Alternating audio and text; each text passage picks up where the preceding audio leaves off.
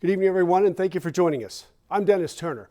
In Texas, we found the answer to that question often depends on where you live. We found last night in Central Texas News Now at 10, Milam County, in between Temple and Austin, has not even basic trauma care in the entire county since the two hospitals there closed in December. Tonight, we look at where you can find that life-saving trauma care and how Milam County continues to struggle without it. Rockdale and other fire departments in Milam County now provide the only emergency medical attention outside the county's ambulance contractor in the entire county. The closure of Milam County's two hospitals in December increased calls to firefighters who often have little more than AED, CPR, and basic first aid training.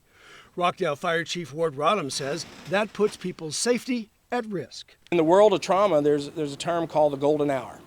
And from the onset of that traumatic injury, if that patient or that victim can get to a trauma center within an hour's time frame or less, that patient has a greater chance of survival.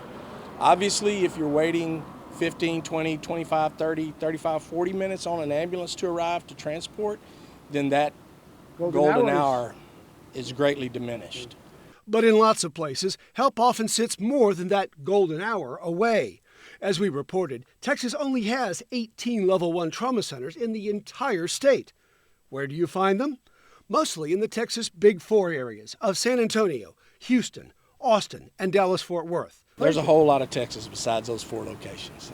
Lucky for Central Texas, Temple has a Level 1 trauma center, along with Lubbock, El Paso, and Tyler. You'll find two Level 2 or major trauma centers in Central Texas in Waco and another in Temple. Palestine has a Level 3 or advanced trauma center. And the state lists basic or Level 4 trauma centers in Killeen, Lampasas, Taylor, Brownfield, Gatesville, Fairfield, Hamilton, Hillsboro, Groesbeck, Corsicana, Mexia, and Harker Heights. When it comes to basic care, Central Texas seems to have available coverage, unless you find yourself in Milam County, which now depends on its 3 ambulances and a helicopter to get people life-saving medical help. There are 3 ambulances for this county.